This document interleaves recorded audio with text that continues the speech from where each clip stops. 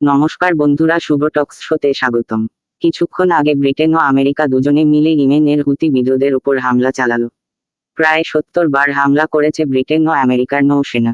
পুরো ঘটনাটি হলো লাল সাগর দিয়ে ব্রিটেনের একটি বাণিজ্যিক জাহাজ যাচ্ছিল, সেই সময় ইয়েমেনের হুতি বিদ্রোহীরা এই জাহাজটির উপর হামলা চালায়। এই খবর শোনা মাত্রই ব্রিটেন তার শক্তিশালী জঙ্গি জাহাজ লাল সাগরে পাঠিয়ে দেয়। ওখানেই ছিল আমেরিকার জঙ্গি জাহাজ। ইয়েমেনের হুতি বিদ্রোহীরা এর আগে ইসরায়েল সম্পর্কিত বাণিজ্যিক জাহাজগুলির উপর আক্রমণ চালাচ্ছিল। কিছুদিন আগে আপনাদের আমি বলেছিলাম যে আমেরিকা সুযোগ পাচ্ছিল না ইয়েমেনে ঢুকে এই হুতি বিদ্রোহীদের উপর হামলা চালাতে। আজ সেটার সুযোগ পেয়ে গেল আমেরিকা। আমেরিকার প্রেসিডেন্ট জিও বাইডেন বলেছেন যে এই হামলা আরও বাড়বে যতক্ষণ অবধি ইয়েমেনের হুতি বিদ্রোহীদের শেষ না করতে পারছে। এর জবাবে ইরান এখন অবধি কিছু বলেনি। ইরান হুতি বিদ্রোহীদের পুরোপুরি সমর্থন করে আর্থিক ও অস্ত্রশস্ত্র দিয়ে।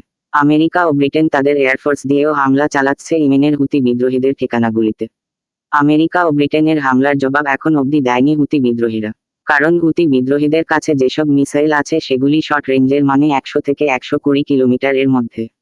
বিশেষজ্ঞদের মতে এই হামলার জবাব দেবে ইয়েমেনের হুতি বিদ্রোহীরা।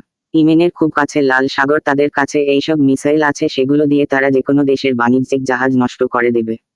এই লাল সাগর দিয়েই পৃথিবীর 50% বাণিজ্য হয়।